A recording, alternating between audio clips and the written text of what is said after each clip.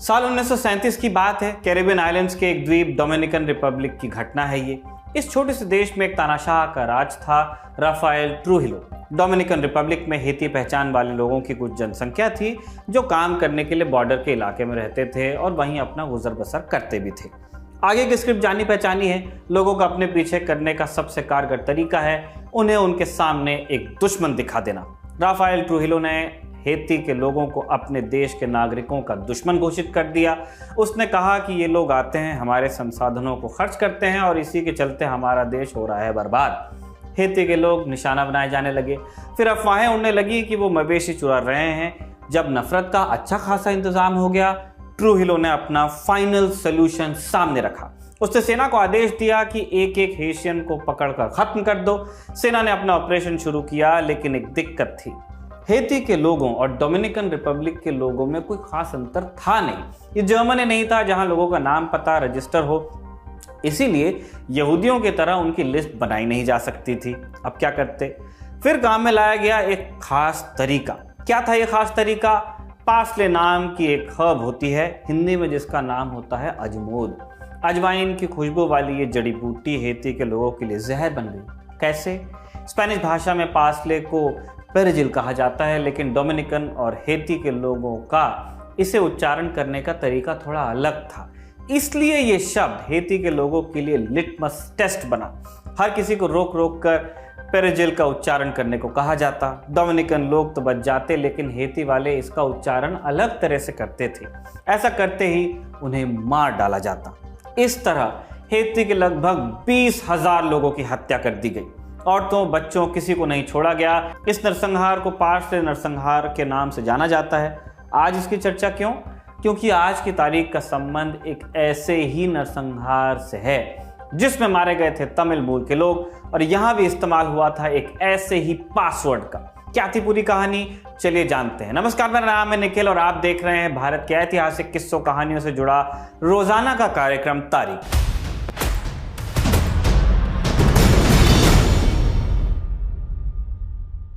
हमारे पड़ोसी देश श्रीलंका में तमिलों और सिंहल लोगों के बीच मतभेद का एक लंबा इतिहास है। संक्षेप में जानते हैं। सब कुछ नहीं बता सकते हैं, बहुत ही घूमती फिरती कहानी है, बहुत सारे इसमें मोड़ आते हैं। हम यहाँ पे एक छोटा रिकैप ही दे पाएंगे। जब श्रीलंका में अंग्रेजों का राज था, यहाँ खूब ईसाई मिशनरी स्कूल खुले। इसमें पढ़ने वाले अधिकतर तमिल थे, जो श्रीलंका में जनसंख्या का 25% हिस्सा थे। इन्हें अंग्रेजी की शिक्षा से बहुत लाभ भी मिला और ये तमाम सरकारी नौकरियों में लगने लगे। अंग्रेज गए तो श्रीलंका के बहुसंख्यक सिंहल लोगों ने मांग की कि उनकी भाषा को प्रमुखता दी जाए। नतीजा हुआ कि 1956 में एक ऑफिशियल लैंग्वेज एक्ट पास हो गया, जिसमें सिंहल भाषा को श्रीलंका की आधिकारिक भाषा बना दिया गया। इससे तमिलों में रोष जागा। उन्होंने सरकार के खिलाफ प्रदर्शन शुरू किए और अगले 2 दशक में भाषा की इस लड़ाई ने श्रीलंका में कई बार दंगों को अंजाम दिया। इसी दौरान तमिलों के एक संगठन LTTE का जन्म हुआ। अब चलते हैं सीधे साल 1983 में। इस साल कैलेंडर में जुलाई का रंग काला था। शनिवार 23 जुलाई 1983 की बात है। जाफना के नजदीक सेना का काफिला जा रहा था। अचानक लिट्टे के लड़ाकों ने इस काफिले पर हमला किया और इस लड़ाई में 15 जवान मारे गए। लिट्टे ने यह हमला अपने एक संस्थापक नेता चार्ल्स एंथनी की मौत का बदला लेने के लिए किया था। जैसे ही यह खबर देश भर में फैली, लोगों में गुस्सा भर गया। ये जो मरने वाले सैनिक थे, बहुसंख्यक सिंहल थे। आनन फानन में राष्ट्रपति JR जयवर्धने ने घोषणा कर दी कि सैनिकों को राजकीय सम्मान के साथ राजधानी कोलंबो ले जाया जाएगा। अब ये जो चीज़ थी परंपरा के खिलाफ थी। आमतौर पर मारे गए सैनिकों के शव उनके परिवार को दिए जाते हैं। अंतिम संस्कार के लिए शव को गृह प्रदेश ले जाया जाता है। सैनिक सम्मान मिलता है, लेकिन उनके यहाँ। लेकिन राष्ट्रपति ने प्रधानमंत्री की सिफारिश के खिलाफ निर्णय लेते हुए कोलंबो में अंतिम संस्कार का फैसला लिया। इसी शाम जब प्लेन से शव कोलंबो पहुंचे, वहां भीड़ इकट्ठा होने लगी।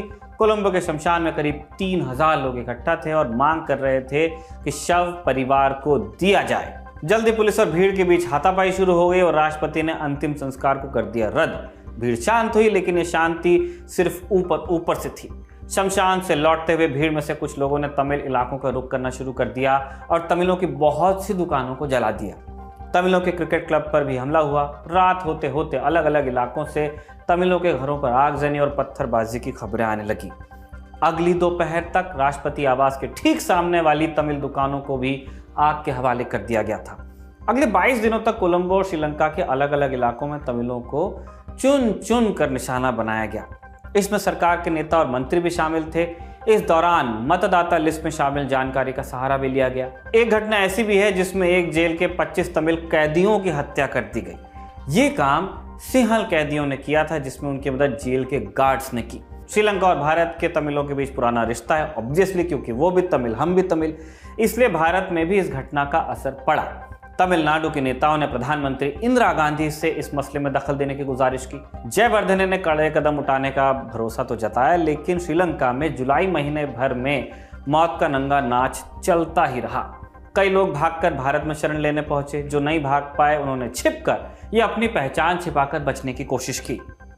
अपनी किताब द ट्रेजेडी ऑफ श्रीलंका में विलियम मैकगावन ने एक घटना का जिक्र किया है। वो लिखते हैं, भीड़ हर एक बस को चेक कर रही थी। एक बच्चे को उतारकर उन्होंने उसके हाथ पांव काट डाले और वो यूं ही तड़प तड़प कर मर गया।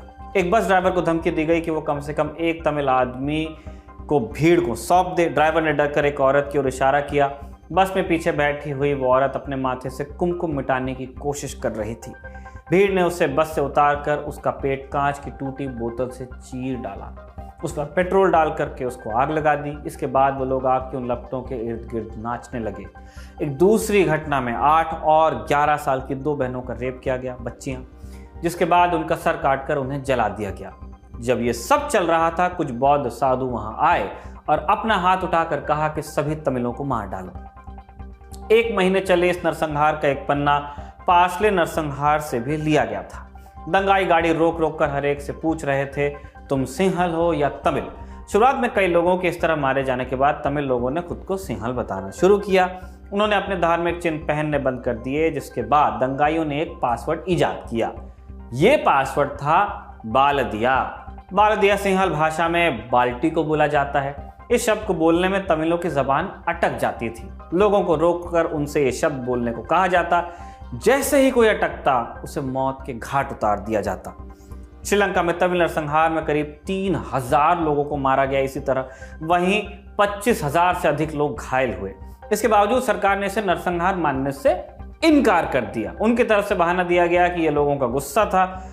इसलिए इस घटना की जांच के लिए अंतर्राष्ट्रीय मानवाधिकार संस्था इंटरनेशनल कमीशन ऑफ ज्यूरिस्ट्स (ICJ) ने इस पर एक रिपोर्ट जारी की।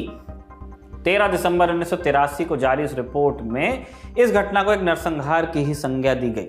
रिपोर्ट के अनुसार इस घटना को सरकारी तंत्र की मदद से सुनियोजित ढंग से अंजाम दिया गया था और नरसंहार में सरकार के कई मंत्री तक शामिल थे। इस नरसंहार के दौरान हजारों तमिलों ने भागकर विदेश में शरण ली।